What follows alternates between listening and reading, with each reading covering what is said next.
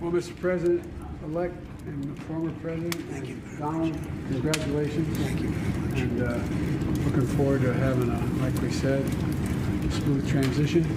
Do everything we can to make sure you're accommodated, what you need. And we're going to get a chance to talk about some of that today. So Good. welcome. Thank you back. very much. And thank you very much. And politics is tough, and it's in many cases not a very nice world, but it is a nice world today, and I appreciate very much a transition that's so smooth. It'll be as smooth as it can get, and I very much appreciate that, Jim. You're welcome. Thank you all.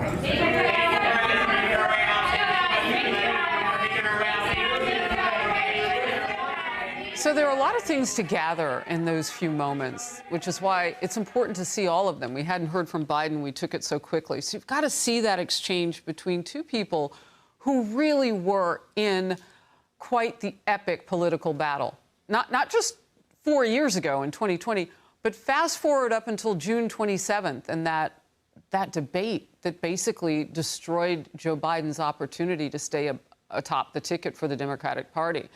And when you hear the president-elect say politics is tough, and after that's over, it can be a nice world, we're in a nice world today. Martha, what goes through your mind when you hear that? Well, first of all, that this is very short. Right? They brought in former President Trump. It appears to me that the White House wanted this to be as tight a moment as humanly possible. Why do you think that is? Well, gracious invitation, obviously, from Joe Biden. Joe Biden is a career, lifelong politician. These two men could not be more different. Donald Trump has spent his entire life in business, and then he became president and learned the ropes. Joe Biden has been in Washington since he was 28 years old. So these two men, while they are in the same ballpark of age, they are light years apart in so many ways. But I think they wanted this to be tight, Harris. I don't think they wanted to give the incoming president the opportunity to sort of take this moment over. But it was a cordial moment between these two men, and this is what I think America wants to see.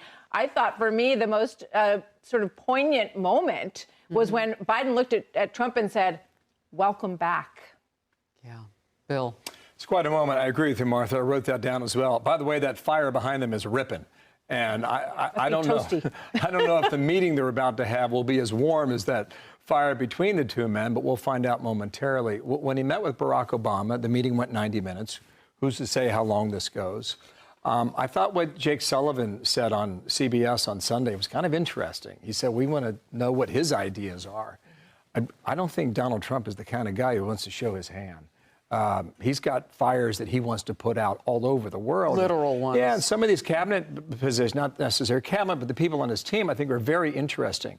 You know, Fox Digital reported 2 hours ago, they broke the news that there will be a Ukraine envoy to try and settle that matter. And that's going to be massively complicated, by the way. Do you think that came up or will come up as these two men talk? I imagine it will. I mean, that would be my guess. But again, I don't think Trump's the kind of guy that wants to show his hand on this. Now, I think with regard to President Biden, he wants Trump to know what they're doing now. And there's a great piece in the Wall Street Journal this morning. It lays out how complicated this is to peel away the different factions, whether it's Putin, whether it's Iran, whether it's the North Koreans with upwards of 10 to 15,000 troops ready to join that battle.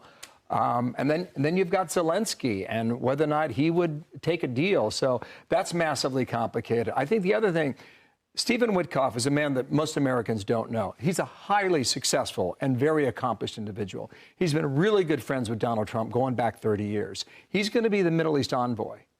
There is a possibility, you know, as you know, this peace deal that was moving forward between the Saudis and the Israelis that was blown up on October 7th after Hamas, you know, broke through the fence and went into Israel. That has a chance of coming back.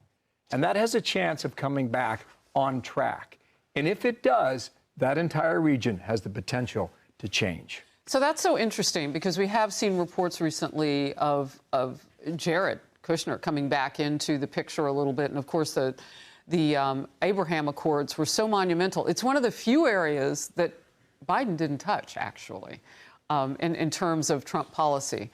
I think he gets where we are in the world. You notice that he's not going to expire, as lack of a better term, the weapons money that we're giving them and the accoutrement that goes with that, actual weapons to Israel. I mean, that calendar has slowed down now under Biden's watch. Martha, what's your quick thought on that? I'm just thinking about the Secretary of State spokesperson saying, well, we're not going to basically publicly admonish Israel yet. Right? We're not going to cut off the weapons supply yet. We're watching what happens. We're watching whether or not enough aid flows into Gaza. The tone has shifted dramatically with the people who have been appointed. You see, Mike Huckabee will be the ambassador to Israel. This is a team that is very Israel strength focused. We know that Netanyahu and Trump have had at least 3 conversations. This tone has completely changed. My guess, former President Trump loves to interact with people. He loves to talk to people. I think this meeting will be beefy in that response. But I don't think they're going to dig a lot into the future policy. Well, and Bill made a good point. John, I'll come to you next. I mean, Trump isn't going to show his hand. However, he did a bit when he was running to the American people, to voters. And it may be part and parcel for the support that he got from the Jewish community. You cannot ignore the pickup of Jewish voters in this country, given all of the anti-Semitic behaviors, riots, protests, death threats, actual violence. I mean, it has been quite the last 6 months to a year. So it makes sense for him to make that public during the campaign, what he would do. He was going to reach out, talk with leaders before he became the president in January. Just your thoughts and reporting on that. I know you were in Israel not too long ago. Yeah, and I think that the appointment of Mike Huckabee, or at least the nomination of Mike Huckabee to be the U.S. ambassador to Israel, is a brilliant move on the president's part. Huckabee very dedicated to Israel. Israel loves Huckabee, and I think that will facilitate a very constructive dialogue between the United States and Israel. Don't forget, as you pointed out, the president vowed that he would end the Ukraine war before he took office. So we'll see what he does on that front. We'll see what his conversations with Vladimir Putin might lead to. This idea of maybe ending the war in the Middle East in a fairly short time period, I think, is one that will go over well. A friend of mine lives in Beirut. She told me that all the women in Lebanon are crushing over the choice of Pete Hegseth for defense secretary. Pete, of course, is a very good-looking fella, and they like his military record, but they also think that he will be part of this idea of peace through strength. Let me come back also to the point that I was making earlier, that Harold also alluded to, about the effectiveness of a Trump second term.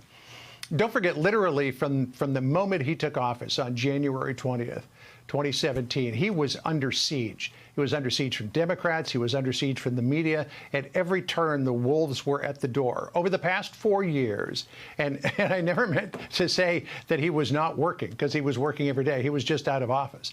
But over the last 4 years, he's really come to realize and identify where the traps are, where the pitfalls are in the presidency, and how to avoid them. And I think just by virtue of the cabinet picks that we have seen so far, Trump learned a lot from his first administration, and I think that he won't be as under siege as he would have been. Well, we shall see. I mean, Judge Juan Merchan may have something to say about that. I mean, we thought we were going to get a decision this week in the case that has a sentencing date for November 26th. Now, that date moves off the calendar, and we're waiting for November 19th to see if that conviction will stay, and there will be sentencing with that. I mean, we're still watching lawfare against this president-elect. It's an interesting spot to be in. Hey, everyone, I'm Emily Campagno. Catch me and my co-hosts Harris Faulkner and Kaylee McEnany on Outnumbered every weekday at 12 p.m. Eastern, or set your DVR. Also, don't forget to subscribe to the Fox News YouTube page for daily highlights.